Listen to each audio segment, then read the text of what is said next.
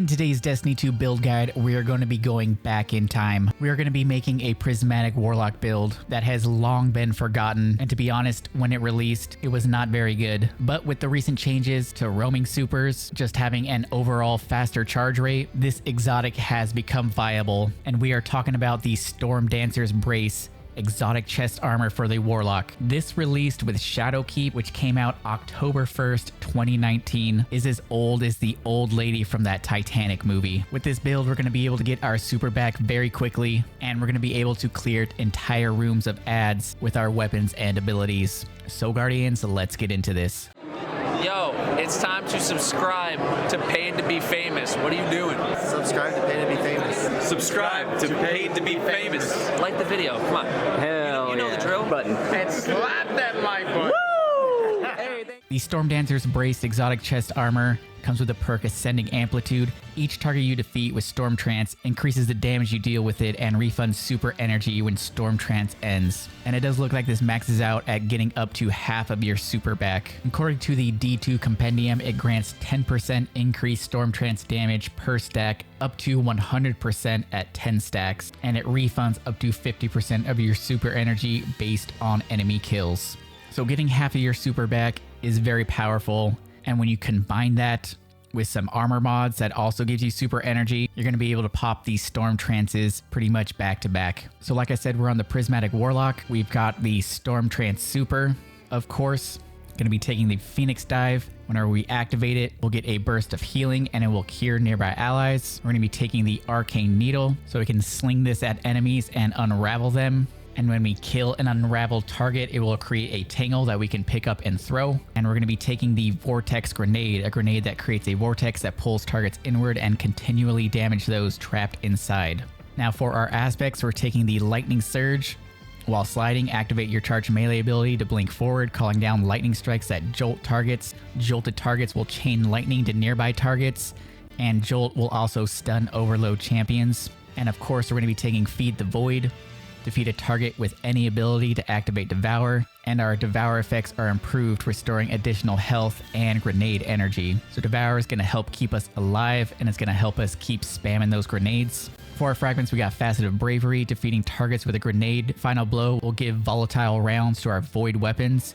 And when we defeat targets with a powered melee final blow, it's going to grant unraveling rounds to our strand weapons. Facet of Bravery is really nice because we are going to be using a void weapon, so this is pretty much going to have volatile rounds all the time. And then when we do our Lightning Surge melee and get a kill, we have a strand weapon, which is basically going to have unraveling rounds all the time. Then we've got Facet of Purpose. Picking up an Orb of Power is going to make us amplified because we are on the Storm Trance Super. We also have Facet of Hope. While you have an elemental buff, our class ability will regenerate more quickly, so we can use our Phoenix Dive a lot more often to keep us alive. We have Facet of Dawn. Power melee hits against targets makes you radiant, which is going to enhance our weapons. It's going to give us a 25% increase to our damage. And also while we're radiant, we can stun barrier champions with our weapons. And then we have Facet of Dominance. Our void grenades weaken targets, which means that they're going to be taking more damage from all sources. Now for your weapons, you don't have to use the Shira's Wrath. You can basically just use any weapon with Repulsor Brace and Destabilizing Rounds. Repulsor Brace is nice because defeating a void debuff target grants an overshield, and Destabilizing Rounds is going to make them volatile, which counts as a void debuff, and also our void grenade weakens, which counts as a void debuff. So as long as we're getting kills with our SMG, we're always going to have that Repulsor Brace overshield, which is really nice to help keep us alive. Then I have a Strand Shotgun, the Swordbreaker, and we are using that fragment.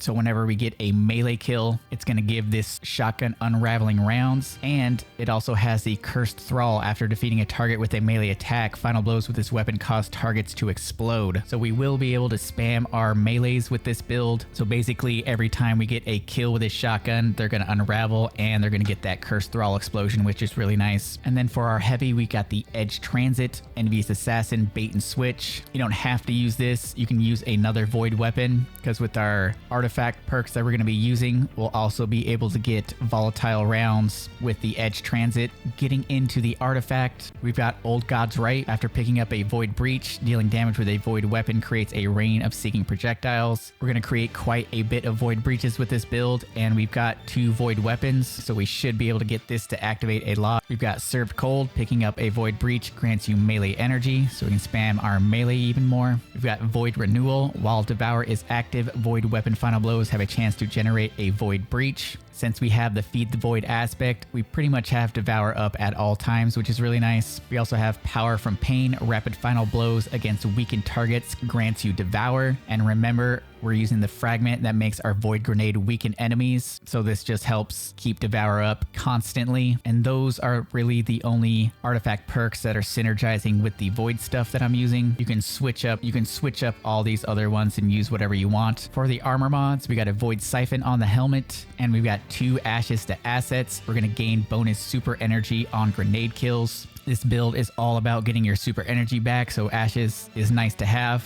Plus Devour gives us our grenade back, so we can just keep spamming grenades. On the arms, we have Momentum Transfer. Causing damage with a grenade reduces your melee cooldown. We've got Firepower. Your grenade final blows create orbs of power, give us more super energy. And we've got a Void Loader because we got 2 void weapons. On the chest, I've got 2 void reserves, but you can also slot in a resistant mod, whatever one you need. On the legs, we got Recuperation to replenish our health each time we pick up an Orb of Power. Invigoration to reduce melee cooldown each time you pick up an orb. And better already, your health begins to regenerate immediately after picking up an Orb of Power. And on the class item, we have the Reaper mod. After we use our class ability, we get a weapon kill that'll spawn an orb. We've got 2 Outreach mods to reduce the melee cooldown when using your class ability. So basically the gameplay loop is very simple. All you need to do is just get an ability kill, which is really easy to do with your Lightning Surge melee or your grenade. As soon as you get Devour up, you're going to be getting your health back. You're going to be getting your grenade back. Void kills will give you orbs of power. Grenade kills will give you orbs of power. And as soon as you get your Storm Trance, do not be afraid to pop it, because like I said, you're just going to get your Storm Trance back pretty fast. You don't even need to kill a ton of ads, and you're going to get half of your super back automatically. I will admit this build isn't the best for like a DPS super if you're like trying to go up against a boss, but it is really fun for clearing out rooms and just popping your super over and over again. Definitely try it out. There's going to be a dim link in the description if you guys just want to slot this in. If you guys are new here and found this helpful, subscribe to the channel, leave a like if you enjoyed the content, and I'll catch you guys in the next live stream. Peace.